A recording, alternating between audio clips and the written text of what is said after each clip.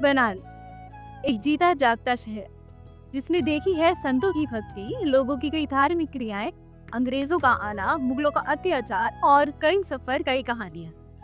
पर क्या आज का बनारस उस पुराने वक्त के बनारस जैसा है? तो चलिए समझते हैं और जानते हैं अपने बनारस को उन फॉरेन ट्रेवलर्स की नजर से कि कैसे उन्होंने बनारस के धार्मिक सामाजिक जीवन को देखा, समझा और लिखा, और कैसे पुरानी परंपराओं को हमारे सामने एक दर्पण की तरह रखा। Ralph Fitch, first English visitor in Banaras, जो हमें लेकर चलते हैं 1500s के बनारस में करीब 1583 to 84 के आसपास, और उस वक्त वो बनारस को बताते हैं हिंदुओं का पवित्र तीर्थ स्थल। वो वहाँ के लोगों को बोलते हैं आइडोलेटर्स, यानी कि मूर्ति पूजक, जैसा हम आज भी अपने सनातन धर्म में देखते हैं कि मूर्ति पूजन कितना प्रचलित है, और यही शुरू से ही चलता आ रहा। क्योंकि बनारस की हर गली, हर कोने, हर जगह हमें मिलते हैं मंदिर, चाहे छोटे या बड़े, और उन मंदिरों में प्यारे प्यारे और सुंदर हमारे प्रभु मूर्तियों के रूप में, जिस कारण वो वहाँ के लोगों को आइडोलेटर्स यानी मूर्ति पूजक बुलाते हैं। वो बनारस को बताते हैं एक बड़ा शहर जहाँ पर सूती कपड़ा यानी कॉटन का बिजनेस होता है। गंगा के किनारे बड़ी बड़ी इमारतें जहाँ पर पत्थर और लकड़ियों से बनी सुंदर मूर्तियाँ हैं। अब एक विदेशी व्यापारी होते हुए वो भारत के रिवाज, परंपरा, रिचुअल्स सबसे अनजान थे, जिसके कारण वो उन मूर्तियों को जानवर के रूप में प्रस्तुत करते हैं जिनके 4 हाथ हैं, और उन हाथों में उनके अस्त्र जिनका रंग काला है,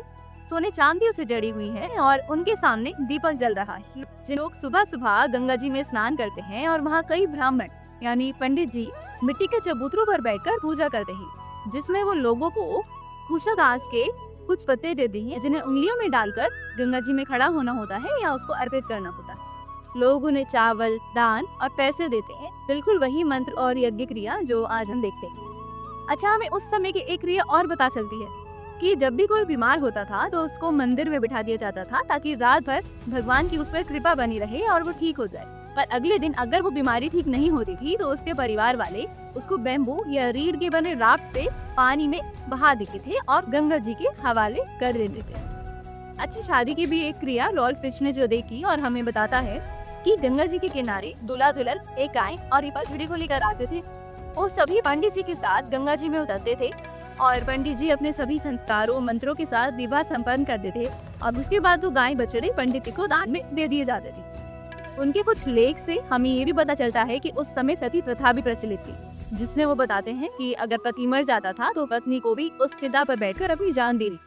और अगर पत्नी उस चीज के लिए इनकार करने की तो उसका सर मुंडवा दिया जाता था और फिर समाज में उसको नकारा जाता। वेशभूषा और श्रृंगार के बारे में ज्यादा कुछ खास तो नहीं, पर जो महिलाएं थी वो अपने गले, कान और हाथों में सोने चांदी के ऑर्नामेंट्स यानी गहने पहना करती थी, और माथे पर लगाती थी एक बहुत बड़ा टीका अपनी मांग में, जो पीछे सिर तक जाता था, जिसको हम आज सिंदूर कहते हैं। और जो पुरुष थे वो ज्यादातर अपना मिडिल पार्ट कवर करके ही रहा करते थे। तो ये था 16वीं सदी का बनारस, जिसका दर्पण हमें रॉल्फ फिच देते हैं कि किस तरह की परंपराएं उस वक्त बनारस में प्रचलित थी और हुआ करती थी। इन सब बातों से हमें ये तो समझ आया है कि चाहे समय के साथ चीजें बदलती रहे, पर बनारस की जो रूह है और जो संस्कार है वो वैसे की वैसे ही बने रहेंगे, और हमेशा शुरू से जो चलता आ रहा है वो आज भी हमें देखने के लिए मिलता है और देखने के लिए मिलता रहेगा। तो अगली वीडियो में मिलेंगे नए सफर के साथ और एक नए फॉरेन ट्रेवलर की नजर के साथ।